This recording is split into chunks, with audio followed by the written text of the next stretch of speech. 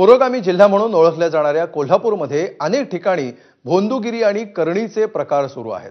मांत्रिकाद्वारे स्मशानभूमीमध्ये जाऊन चुटकी वाजवून भूतबाधा उतरवणं करणीचे अघोरी प्रकार सुरू असल्याचं समोर आलंय। कोल्हापूरमधील अनेक लोक मांत्रिक आणि भोंदूबाबाच्या जाळ्यात अडकले। लहान मुलं, स्त्रिया आणि नागरिकांवर जादूटोणा आणि करणी केली जाते।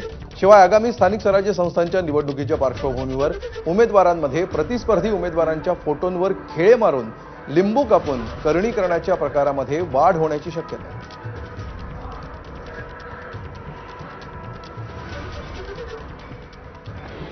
अशिक्षित विकृत स्वभावाचा चुटकी बाबा असावा असं सुद्धा वाटतं।